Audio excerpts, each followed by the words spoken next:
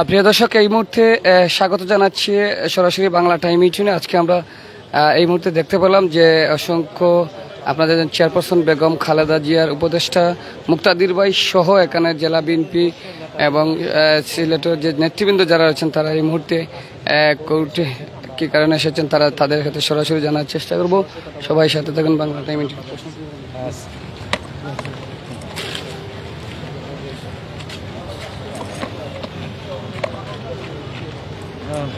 কেমন আছেন? আমরা জানি যে 5ই আগস্ট স্বৈরশাসকের পতনের মধ্যে দিয়ে একটা নতুন রাষ্ট্র হয়েছে। সেক্ষেত্রে কিন্তু অনেক শিক্ষার্থীদের রক্তের বিনিময়ে বাংলা স্বাধীনতা হয়েছে। আপনাদের অনেক অবদান রয়েছে। আজকে আমরা সিলেট কোর্টে আপনাদেরকে দেখতে যাচ্ছি এবং আন্দোলনকারীদের কী কী সুবিধা এবং স্বাস্থ্যসেবা আপনারা গ্রহণ করেছে। আন্দোলনকারীদের সুবিধা কি এটা তো বলা মুশকিল। আন্দোলনকারীদের জন্য সুবিধা এটি যে আল্লাহর অপার রহমতে স্বৈরাচার বিদায় হয়েছে। বাংলাদেশে আমরা মুক্তি নির্বিচারে গুলিবর্ষণ করেছে, তাদের আঘাতের চিহ্ন বয়ে বেড়াচ্ছে আমাদের যে সমস্ত ভাই বোনেরা, তাদের পক্ষ থেকে মামলা হবে প্রত্যেকটি ঘটনায়। সেগুলি নিয়ে আমরা আইনজীবীদের সাথে কথা বলছি যাতে তাদের আইনগত সহায়তা দেওয়া যায়। এখানে আমাদের নেতৃবৃন্দ আছেন, ওনারা বলবেন। আমরা আরও একটু বিস্তারিত জানার চেষ্টা করবো। আপনার অনেক নেতাকর্মী, বর্ষীয় নেতাকর্মী আজকে আমরা দেখতে পাচ্ছি। আসলে কী কারণে আজকে আপনারা একসাথে আসছেন? আমাদের উপদেষ্টা সাহেব এই বিষয়টুকু আলোকপাত করেছেন। আমরা আজকে জেলা এবং মহানগর বিএনপি নেতৃবৃন্দ আমাদের বন্ধুরা এই আন্দোলন করতে যে আত্মাহুতি দিয়েছেন। গোলাপগঞ্জে জানেন আমাদের 7 জন নেতাকর্মী বিএনপির তার জীবন দিতে হয়েছে। একজন সাংবাদিক তুরাব, তার জীবন দিতে হয়েছে। এই হাজার ও বিএনপির নেতাকর্মী এবং সাধারণ ছাত্রদের এই প্রাণ ত্যাগের বিনিময়ে এই অর্জিত যে খুনি হাসিনার পলায়ন এবং দেশে একটা গণতান্ত্রিক আবহাওয়া যে তৈরি হয়েছে, এইগুলো নিয়ে আমরা প্রতিনিয়ত কথা বলছি, কাজ করছি এবং এই ঘটনাগুলো যারা ঘটিয়েছে তাদেরকে আমরা আইডেন্টিফাই করার চেষ্টা করছি। এবং আমরা আমাদের নেতাকর্মী সবাইকে বলেছি যে কেউ যাতে আইন নিজের হাতে তুলে না নেয় এবং প্রচলিত আইনে প্রত্যেকের উপরে প্রত্যেকটি ঘটনার জন্য আমরা মামলা দায়ের করব। আজকে মেইনলি ওই মামলা দায়ের বিষয়টুকু নিয়ে আমরা একটা পরামর্শ সভা করেছি।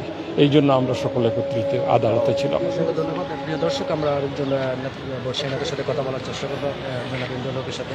আপনার এই মুহূর্তে আপনাদের সিলেটের যে নেতাকর্মী যারা আছেন, বিশেষ করে যারা আপনাদের কর্মী যারা আছেন, তাদের আপনারা কী বার্তা দিচ্ছেন এই মুহূর্তে? বার্তা একটি হচ্ছে, কারণ এত বড় একটা বিষয়, দেশে ছাত্র জনতার বুকের তাজা রক্ত দিয়ে দেশে আবারও স্বাধীনতা এসেছে। সেই স্বাধীনতা অর্জন করতে গিয়ে শুধু ছাত্র জনতা নিহত বা আহত হয়নি, তার সাথে আমাদের বাংলাদেশ জাতীয়তাবাদী দল একটি বৃহৎ দল, সেই দলের আমাদের শত শত নেতাকর্মী আহত হয়েছে, নিহত হয়েছে অর্ধশতকের মতো। আমাদের সিলেট আজকে জেলা মহানগর আমরা এখানে বসেছি কারণ অতীতে তো আইনের শাসন ছিল না।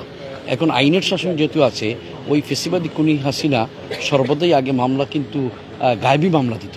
এখন যে মামলা হবে সেটা আইনের শাসন প্রতিষ্ঠিত হবে, বিচারক তার বিচার করতে পারবে। এজন্য এইগুলো আমরা বসে যা সিলেটে এই বিগত দিনের আন্দোলনে আমাদের নেতাকর্মী বা ছাত্র জনতা যারা নিহত হয়েছে, যারা আহত হয়েছে, কারা এইগুলো করেছে, এইগুলো আমরা ফাইন্ড আউট করে অচিরেই আমরা মামলা দেওয়ার, এই নিয়ে আজকে এখানে আমাদের আলোচনা হয়েছে।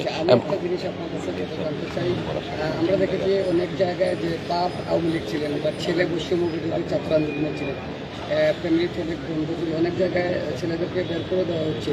এই যে বিষয়গুলো নিয়ে সে বিষয়ে আপনাদের কোনো পদক্ষেপ? এটা হচ্ছে রাজনীতি, তো পিতা একদিকে করতে পারে, ছেলে একদিকে করতে পারে, ভাই একদিকে করতে পারে, এটা তো অধিকারই আছে।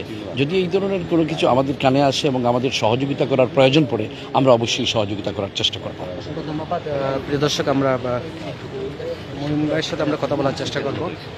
আমরা দেখতে পাচ্ছি আপনার বিশেষ কোনো একটি উদ্দেশ্যে আপনারা আজকে কোর্টে এসে হাজির হয়েছেন। সেক্ষেত্রে আপনারা যে বিএনপির যে একটি সংগঠন, যেহেতু একটা সংগঠন আবার নতুন করে সক্রিয় আসছেন 5ই আগস্টের পর থেকে, আপনারা আর কী কী সিলেট নেতৃবৃন্দ কী কী পদক্ষেপ গ্রহণ করবেন আপনাদের কর্মীদের ব্যাপারে? কিসের ব্যাপারে? আপনারা যে কর্মী সংগঠন যারা আছে, আমরা জানি দীর্ঘদিন যাবত এই সংগঠনটা সক্রিয় না থাকার কারণে একটা বিচ্ছিন্ন সৃষ্টি হয়েছিল, সেক্ষেত্রে নতুনভাবে আপনারা কর্মীকে সজাগ করার জন্য এবং নতুনভাবে আনার জন্য না, এটা সঠিক নয় আপনি যে কথা বলছেন। আমরা সংগঠিত যদি না হতো তো বাংলাদেশের ছাত্র গণ অভ্যুত্থান করতো না।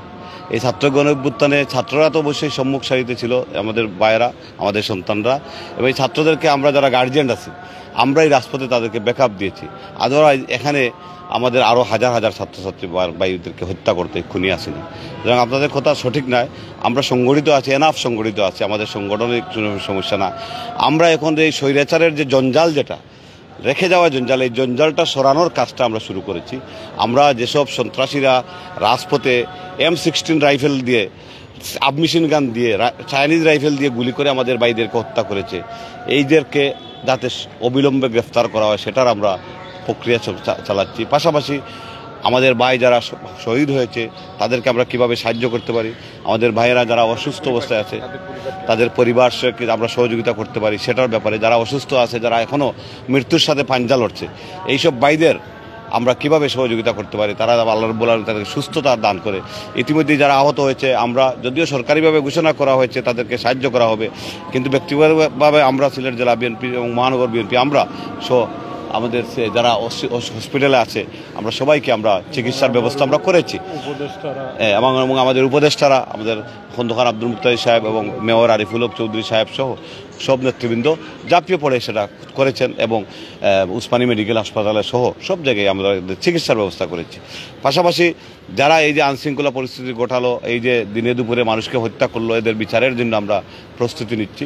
পাশাপাশি স্বাভাবিক এই দেশটা তো আমাদের, পরিবেশ স্বাভাবিক যাতে আসে, মানুষের মধ্যে একটা সন্তুষ্ট ভাব আসে, যাতে আমরা দেশকে আবারও আমরা গড়তে চাই। এই দেশটাকে বিধ্বস্ত, হাসিনার রেখে যাওয়া বিধ্বস্ত অবস্থায় যে ধ্বংসস্তূপ, এখানে দাঁড়িয়ে আমরা এখানে ফুল ফুটাতে চাই, সেটাই নিয়েই আমরা বসছি, আমরা কথা বলছি। আমাদের সংগঠন হিসেবে আমরা যথেষ্ট শক্তিশালী, এটা নিয়ে কোনো অবস্থান নাই আমাদের। ধন্যবাদ।